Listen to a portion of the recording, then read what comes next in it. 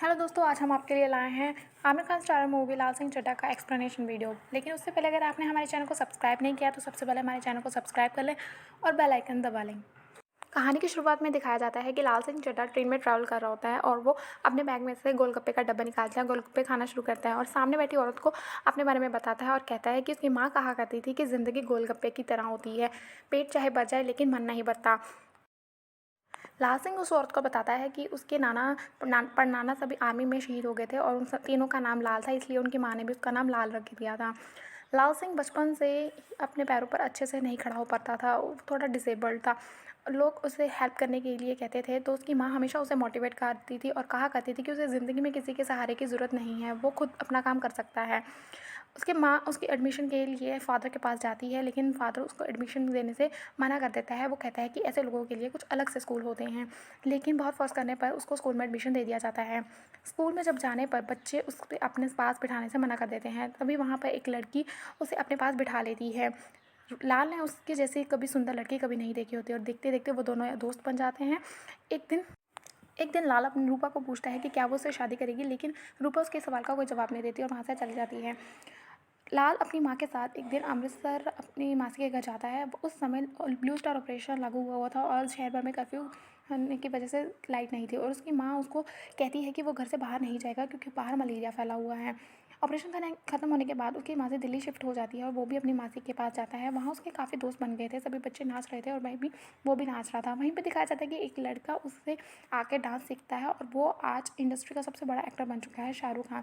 यही बात जब वो अपने ट्रेन में बैठे हुए लोगों को सुनाता है तो शायद लोग हंसते हैं और उस पर विश्वास नहीं करते।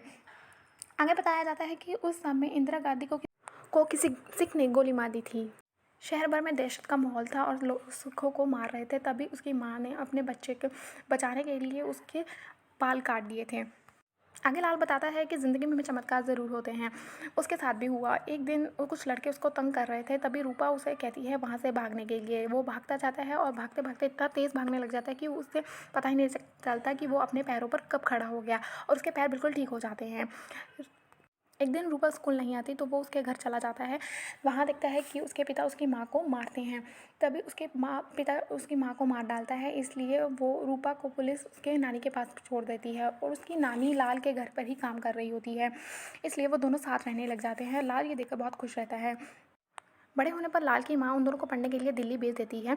वहाँ पर भी लड़के लाल को तंग करते हैं। रूपा उसे फिर से भागने के लिए कहती है। भागते भागते लाल एक ग्राउंड में पहुँच जाता है। वो एक रेस चैंपियनशिप चल रही होती है और वो भी रेस का हिस्सा बन जाता है। कोच उसे देखता है और उसकी स्पीड देखकर काफ़ी इंप्रेस होता है और उससे रेसिंग में पार्टिसिपेट करने के लिए कहता है और वो भी पार्टिसिपेट करता है और जीतता रहता है और जब भी जीतता है तो फिर भी कभी रुकता नहीं है, आगे बढ़ता जाता है। लाल एनसीसी ज्वाइन कर लेता है। उधर रूपा मॉडलिंग ज्वाइन कर लेती है। रूपा किसी को लड़के को पसंद करना शुरू कर देती है।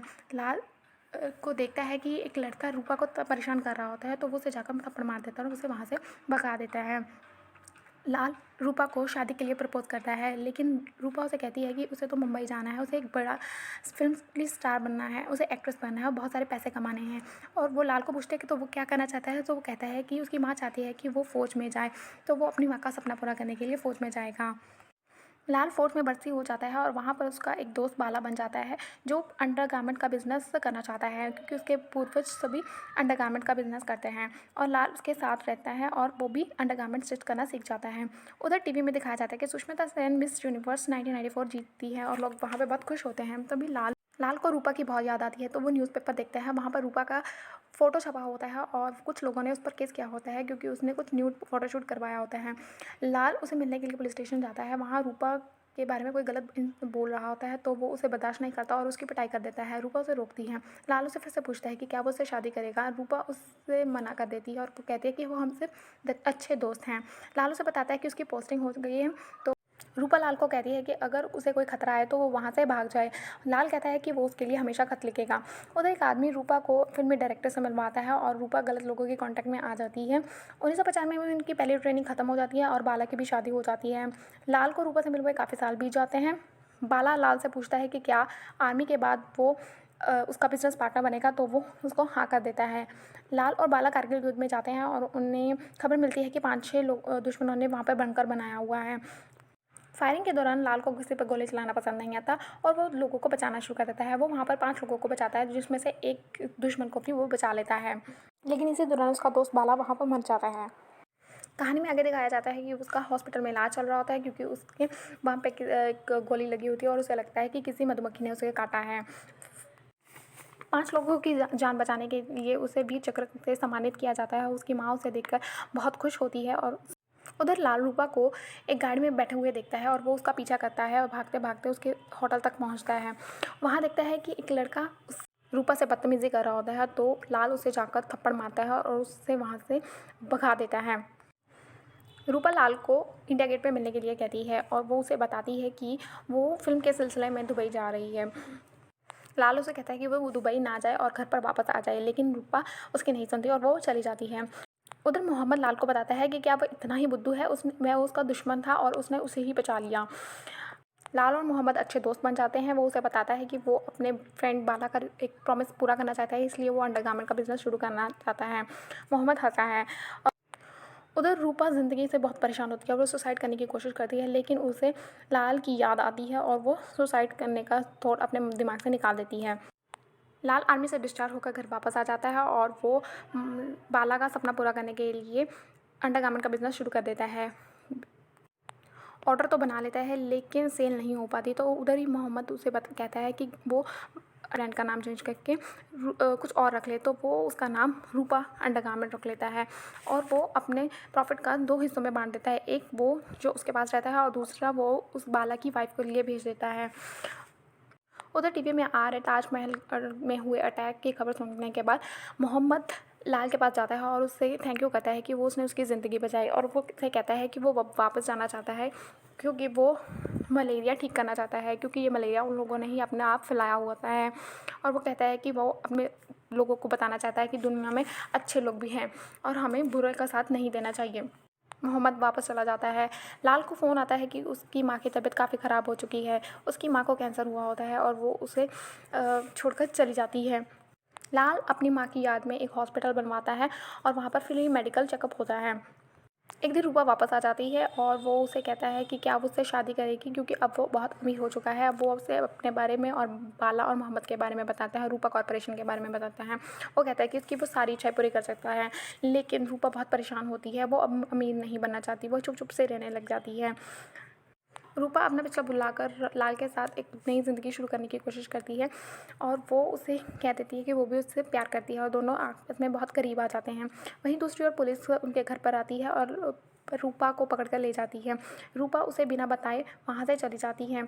उधर जब रूपा को घर पर ना पाकर लाल बस अपने घर छोड़कर भाग जाता है और पता नहीं चलता उसे कि कब उसका घर, गाँव और शहर छोड़ के आगे बढ़ गया है। वो बस अपने आप से खुद से भागता ही जाता है, भागता ही जाता है। कितने महीने, कितने साल बीत जाते हैं।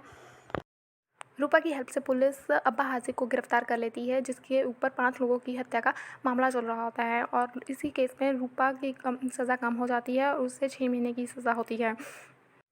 उसकी ज़िंदगी से इंस्पायर होकर कई लोग उसके पीछे भागते हैं, टीवी रिपोर्टर भी उसके पीछे भागते हैं, वो उससे उसकी इंटरव्यू लेना चाहते हैं। एक जब लाल रुक जाता है तो इंटरव्यू में एक लड़का उससे पूछता है कि वो क्यों भाग रहा है, तो वो बताता है कि अब वो बस थक गया, अब वो बस घर जाना चाहता है। ये सब कुछ वो रूपा टीवी पर देख रही होती है। घर आकर वो अपने नाना परनाना की फ़ोटो देखता है, तो वो देखता है कि वो अपने नाना जैसा ही लगता है, तो वो भी उनके जैसा बनने के लिए पगड़ी पहनना शुरू कर देता है। और कभी उसका नौकर उसे बताता है कि रूपा के लेटर्स आए थे, तो वो मिलने के लिए रूपा से चंडीगढ़ निकल पड़ता है। उधर चंडीगढ़ का स्टेशन आने पर वो ट्रेन से उतर जाता है और लोगों को बाय करता है। लोग उसकी लाइफ से बहुत खुश होते हैं। वो रूपा से मिलने के लिए जब उसके घर पहुंचता है तो वो उसे वहाँ पर शादी के लिए प्रपोज़ करता है और रूपा भी अपनी ज़िंदगी से थक चुकी होती है और वो उससे शादी के लिए हाँ कर देती है और दोनों खुशी खुशी रहने लगते हैं। उनका एक बच्चा भी होता है। फिर रूपा एक दिन बीमार हो जाती है और वो भी मर जाती है। उसके मरने के बाद उसकी बरसी पर लाल उससे मिलने उसकी समाधि पर जाता है, उससे अपने दिल की बातें करता है। फिर लाल अपने बच्चे को उसी स्कूल में भेजता है जहाँ वो रूपा के साथ पढ़ा करता था। लाल वहाँ बेंच पर बैठ जाता है और अपनी डायरी में लगी रूपा की फ़ोटो को देखकर उसे याद करता है। यहीं पे कहानी समाप्त हो जाती है। शुक्रिया।